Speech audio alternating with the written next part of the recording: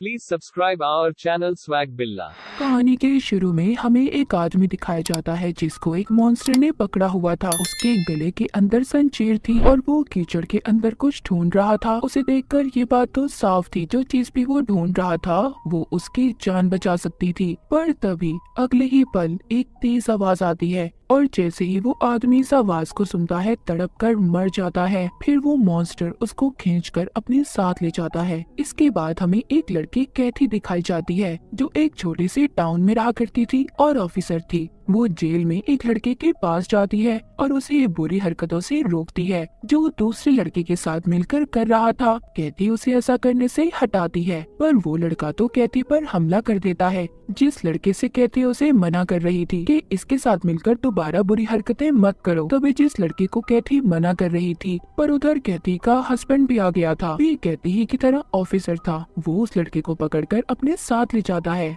हमें कैथी की जिंदगी के बारे में पता चलता है कि वो अपने हस्बैंड से अलग रहा करती थी। उसका एक छोटा सा बेटा भी था। कैथी का बेटा रहा तो उसके साथ ही करता था पर काम के सिलसिले में अक्सर वो मसरूफ रहा करती थी, इसीलिए वो उसे अपने हस्बैंड के पास छोड़ जाती थी। कैथी का हस्बैंड अपनी दूसरी बीवी के साथ रहा करता था जो माँ बनने वाली थी, पर वो अच्छी थी और कैथी के बेटे को अपना बेटा ही समझती थी। खैर कैथी अब ऑफिस जाती है। उसका हेड उसके हाथ पर पट्टी करता है क्योंकि उस लड़के के हमले से कैथी जख्मी हो गई थी। तभी उधर एक लड़की ऑफिसर आती है जो बताती है मैरी नाम की औरत 20 साल बाद रिहा हो चुकी है। उसको टाउन में ब्लडी मैरी के नाम से पहचाना जाता था। उसके बारे में छानबीन का सारा काम कैथी के जिम्मे था। यहाँ पर उसके हेड कहते हैं नहीं रहने दो, कैथी नहीं कर पाएगी, पर कैथी वो फाइल ले लेती है और कहती है लाओ फाइल दो, मैं इस काम को जरूर करूंगी। कैथी के बॉस मैरी की सारी कहानी बताते हैं कि उसका हस्बैंड उसे आग में जला रहा था और तब उसने अपने हस्बैंड को ईंट से मार दिया और इसीलिए उसे 20 साल की सजा सुनाई गई थी। मतलब कैथी के हेड ये कहना चाहते थे कि मैरी बुरी औरत नहीं है। हेड बताता है कि उसका एक दोस्त भी था जिसे वो पसंद करती थी और लोगों का ये कहना था कि वो अजीब से कपड़े पहनकर घूमा करता था जिसके बारे में किसी को कुछ नहीं पता। टाउन के सभी लोग उसे डायन समझते हैं और उसका टाउन में काफी खौफ भी है। सारी कहानी सुनने के बाद कैथी अब मैरी के घर जाती है। रास्ते में जाते हुए उसे 2 बच्चे मिलते हैं जो किसी डायन को ढूंढ रहे थे। कैथी उन्हें कहती है बच्चों तुम यहाँ पर क्या कर रहे हो, घर जाओ, जानते हो ये इलाका बिल्कुल ठीक नहीं है। ये कहकर कैथी वहाँ से चली जाती है। हम देखते हैं एक मॉन्स्टर ने उन बच्चों पर नजर रखी हुई थी। कैथी मैरी के घर पहुँच चुकी थी और आते ही उसके पाँव पर कुछ बांध देती है और कहती है आज के बाद तुम यहाँ से कहीं नहीं जा सकती, मुझे यहाँ पर तुम्हारी छानबीन के लिए भेजा गया है। मैरी कैथी को बताती है जब उसे जेल हुई तो वो माँ बनने वाली थी और फिर जैसे ही उसका बच्चा पैदा हुआ उसको दूसरी फैमिली को दे दिया गया।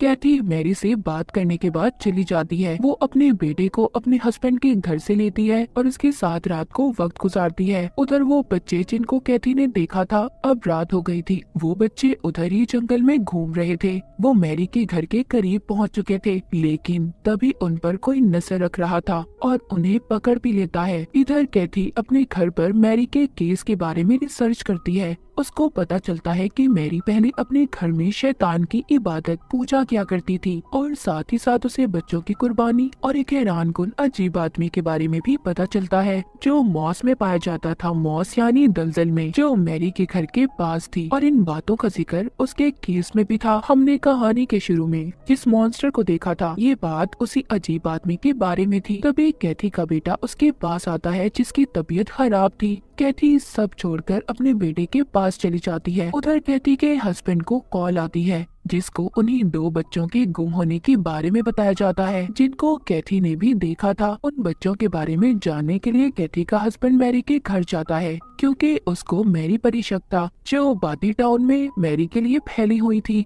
वो मैरी के घर की तलाशी लेता है जिसमें उसे कुछ अजीब सी चीजें दिखाई देती हैं और उन्हें देखकर ऐसा लग रहा था जैसे कोई उधर काला जादू करता हो। पर कैथी के हस्बैंड को कुछ भी समझ नहीं आता और ना ही उसे उन चीजों के बारे में पता चलता है और ना ही उसे मैरी के खिलाफ कोई सबूत मिलता है, इसीलिए वो वहाँ से चला जाता है। सुबह को सारी टीम उन्हीं बच्चों को ढूंढती है जिसमें कैथी भी शामिल थी। कैथी का हेड कहता है ब्लडी मैरी के बारे में कहानियाँ ऐसे ही नहीं बनी, पर कैथी कहती है नहीं ऐसा कुछ नहीं है क्योंकि उसे लगता था कि मैरी सुधर चुकी है।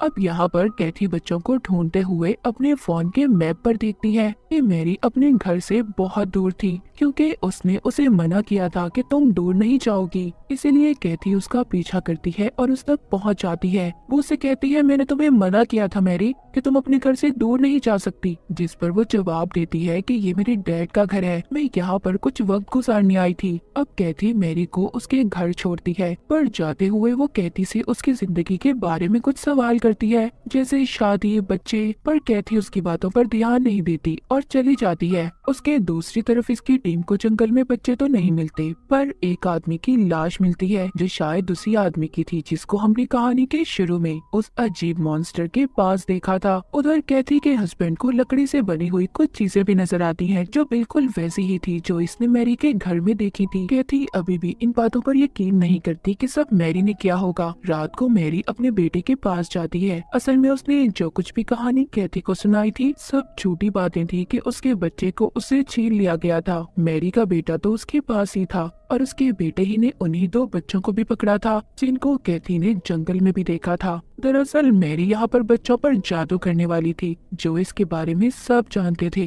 कि मैरी डाइन है और काला जादू करती है, और इसी के बारे में रिसर्च कैथी ने भी की थी। मैरी अब उन बच्चों को मार देती है। अगले दिन रिसर्च टीम को उन्हीं 2 बच्चों की लाश मिलती है जो एक शेप में लेटे हुए थे। उन्हीं बच्चों की लाश के पास लकड़ी से बनी हुई चीजें भी पड़ी थी। बच्चों की मौत के बाद सब लोग बहुत ज्यादा परेशान हो गए थे। कैथी का हेड जब बच्चों के घर जाता है तो उन बच्चों के माँ बाप उन पर काफी गुस्सा करते हैं और सब चीजों का कसूरवार मैरी को कहते हैं। वो कहते हैं जब से वो हमारे टाउन में आई है सब कुछ दोबारा से गलत होने लगा है और हमारे बच्चों की मौत की जिम्मेदार भी वो ही है। उन बच्चों के माँ बाप के साथ बाकी टाउन के लोग भी मैरी को मारने के लिए निकल जाते हैं, क्योंकि सबको अपनी फैमिली को बचाना था। सब ये सोच रहे थे कि आज जो उन बच्चों के साथ हुआ कल को उनके बच्चों के साथ भी हो सकता है। उधर कैथी अपने हस्बैंड को कॉल करती है। सब मैरी के घर के बाहर इकट्ठे थे, पर कैथी और उसका हस्बैंड सबको समझाकर वहाँ से भेज देते हैं। कैथी का हस्बैंड उसे कहता है कि मुझे मैरी पर शक है, उसी ने बच्चों को मारा है। वो कहती है नहीं, मुझे लगता है कि मैरी अब बदल चुकी है। इन सब बातों के बाद कैथी का हस्बैंड तो चला जाता है। कैथी अब मैरी के घर जाती है उसे देखने। कैथी जब मैरी के पास जाती है तो वो उससे कहती है, तुम यहाँ से दूर क्यों नहीं चली जाती, मेरा पीछा छोड़ दो, चली जाओ यहाँ से। तभी कैथी उधर ही खून से भरी बाल्टी देखती है और हम कैथी के पीछे उसी अजीब आदमी को देखते हैं। आगे दिखाया जाता है कैथी बेहोश थी, उसको मैरी ने बांधकर अपने पास रख लिया था। इन सब में उसका बेटा भी था। मतलब कैथी अब तक जो मैरी के बारे में सोच रही थी कि वो बदल गई है, सब झूठ था। मैरी बिल्कुल वैसी ही थी जैसा उसके बारे में लोग जानते थे। मैरी कैथी को बताती है, हाँ मैंने ही बच्चों को मारा है, और कैसे मैं ये भी बता सकती हूँ। मैरी यहाँ पर विचक्राफ्ट काला जादू किया करती थी। तभी मैरी कैथी के गले में जंजीर डालकर उसे उसी जगह पर ले जाती है जिधर दलदल थी, जो हमने कहानी के शुरू में भी देखा था। उसके साथ उसका बेटा भी था। मैरी कहती है कि तुम्हें इस जगह पर मैंड्रिक को ढूंढना होगा और ख्याल रखना कि वो जाग ना जाए। अगर वो जागा, उसने शोर किया तो उसकी आवाज से तुम मर जाओगी। कैथी के पास कोई और रास्ता नहीं था, इसीलिए वो जल्दी जल्दी जमीन से मैंड्रिक को ढूंढने लगती है। दरअसल मैंड्रिक एक रूट जड़ होती है और इसका इस्तेमाल विचक्राफ्ट में काले जादू में किया जाता है। ये जड़ हिरन के चेहरे जैसी होती है और ये असल में पाई जाती है जैसे कीचड़ या दलदल वाली जगह पर। ये काले जादू में इमोर्टैलिटी, अमर होने के लिए या किसी भी चीज को ठीक करने के लिए इस्तेमाल की जाती है। उनको मैंड्रिक जब मिल जाता है तो वो कैथी को अपने घर ले आए थे। उसको नहलाकर अच्छे से तैयार करते हैं, फिर मैंड्रिक के साथ अपना जादू करते हैं। उससे मैरी कोई शरबत बनाती है जो खुद पीती है और फिर अपने बेटे को पिलाती है और बाद में जबरदस्ती कैथी को भी वो शरबत पिला देती है। उसका बेटा पूछता है कि आपने शरबत कैथी को क्यों पिलाया। मैरी शायद यहाँ पर अपने बेटे के लिए कैथी को बांध कर रखना चाहती थी, या फिर मैरी और उसका बेटा इमोर्टल होना चाहते थे, हमेशा जिंदा रहना चाहते थे। उधर कैथी को सपना आता है जिसमें वो खुद को मैंड्रिक की माँ के रूप में देखती है और साथ ही वो अजीब मॉन्स्टर जैसा आदमी भी। कैथी ये देखकर डर जाती है और वो नींद से जाग गई थी। वो देखती है उसके पाँव की चोट भी बिल्कुल ठीक हो चुकी थी। मतलब उस शरबत में कोई ना कोई तो जादुई ताकत थी। कैथी सारे घर में घूम रही थी। उसको मैरी और उसका बेटा कहीं नजर नहीं आते। कैथी को अपना फोन भी मिल जाता है। वो जल्दी से फोन करती है। दरअसल कैथी ने उसी लड़के को फोन किया था जिसको हमने कहानी के शुरू में देखा था, जिसको कैथी बुरे काम करने से रोक रही थी। तभी उधर मैरी और उसका बेटा जाते हैं और कैथी को पकड़ लेते हैं। इसी दौरान जादुई शरबत का जार नीचे गिर जाता है, जिसे देखकर मैरी का बेटा बहुत रोता है। वो अपने बेटे को संभालती है और कैथी को एक कमरे में ले जाकर बंद कर देती है। दूसरी तरफ वो लड़का कैथी के हस्बैंड के पास जाता है और बताता है कि मुझे कैथी की कॉल आई थी, मुझे लगता है कि वो मुसीबत में है, पर वो उसकी किसी बात पर यकीन नहीं करता और उस आदमी के घर चला जाता है जिसको हमने सबसे पहले कहानी के शुरू में देखा था। कैथी का हस्बैंड जब घर जाकर देखता है तो उसे मैंड्रिक, काला जादू करने की चीजें और साथ ही साथ मैरी के बेटे के खिलाफ सबूत भी मिलते हैं। वो समझ गया था कि इन सब चीजों के पीछे मैरी का हाथ है। वो इन सब के बारे में अपने हेड को बताता है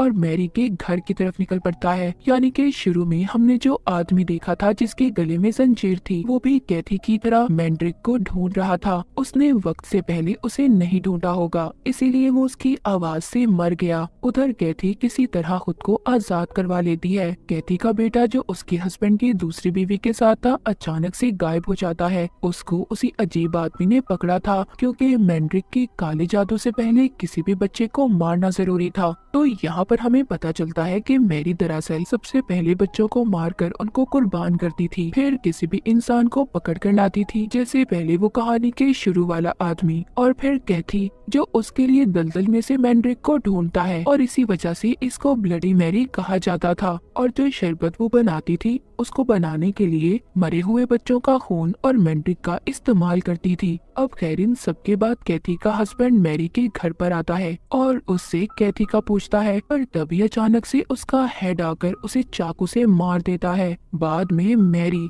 कैथी के हस्बैंड को दोनों ने मिलकर मार दिया था। यहाँ पर हमें पता चलता है कि कैथी और उसके हस्बैंड का हेड मैरी से मिला हुआ था और इसी हेड ने मैरी के बारे में कैथी को उल्टी सीधी कहानियां सुनाई थी। और शायद वो लड़का जिसके बारे में बताया था कि मैरी उसको पसंद करती थी, वो भी यही हेड ही था। कैथी को सब बातों का पता चल चुका था, पर अभी वो कुछ नहीं कर सकती थी। वो जंगल की तरफ भागती है। उसे वहाँ पर अजीब मॉन्स्टर भी नजर आता है जो उसके बेटे को साथ लेकर जा रहा था। वो उस पर पीछे से हमला करती है। यहाँ पर ये उस मॉन्स्टर को बहुत मारती है। वो नीचे गिर जाता है। हमें पता चलता है कि ये कोई मॉन्स्टर नहीं बल्कि मैरी का बेटा था जिसने मॉन्स्टर वाला सूट पहना हुआ था। यानी कि कहानी के शुरू में हमने जो मॉन्स्टर देखा था वो भी मैरी का बेटा ही था। कैथी उसे मारकर अपने बेटे को बचा लेती है। उधर मैरी के पास कैथी का हेड था जो असल में 20 साल पहले वो ही लड़का था जिसके लिए मैरी ने अपने हस्बैंड को मारा था। वो हेड को भी मार देती है और कहती है कि अब तुम कमजोर हो चुके हो, मेरे किसी काम के नहीं। दरअसल 20 साल पहले मॉन्स्टर का सूट पहनकर बच्चों को पकड़ने का काम ये हेड ही करता था। सब टाउन वालों को पता चल चुका था कि सबके पीछे मैरी और उसके बेटे का हाथ है। टाउन वालों को मैरी का बेटा मिल चुका था जो जख्मी हालत में था। सब उसको लटका कर मार देते हैं। बाद में वो मैरी को ढूंढने जाते हैं। वहाँ पर जाकर वो हेड की लाश को देखते हैं। उन्हें पता चलता है कि मैरी भाग चुकी है और कैथी ने भी अपने बेटे को बचा लिया है। उधर दिखाया जाता है कि कैथी अपने बेटे के साथ घर पर थी, तभी अचानक से वो मैंड्रिक को देखती है जिसे देखकर काफी परेशान हो जाती है और साथ ही कोई दरवाजा भी बजाने लगता है। वो जब दरवाजा खोलती है तो ये तो वही लड़का था जिसको कैथी बुरे कामों से रोकती थी। वो इसकी फिक्र करते हुए यहाँ पर आया था और शायद वो उसे पसंद भी करने लगा था। मूवी के आखिर में दिखाया जाता है कैथी अपने हस्बैंड की दूसरी बीवी से मिलती है जिसके पास अब बेटा था। उधर दूसरी तरफ मैरी जो अब बहुत दूर जा चुकी थी, वो कहाँ गई थी कोई भी नहीं जानता था। मैरी के जाने के बाद टाउन में बच्चों का गुम होना, उनकी मौत होना, सब कुछ बिल्कुल ठीक हो चुका था। कैथी अपने हस्बैंड के बच्चे के साथ थी। उधर मैरी जो दूर जा चुकी थी कोई बहुत बड़ा जादू कर रही थी जिसको कैथी भी महसूस करती है क्योंकि उस मैंड्रिक शरबत की वजह से कोई ताकत तो कैथी में भी थी जो मैरी की ताकतों को महसूस कर पा रही थी। अब मैरी क्या कुछ बड़ा करने वाली थी जिसका सामना कैथी को करना पड़ेगा। और इसी के साथ ये कहानी यहीं पर खत्म हो जाती है।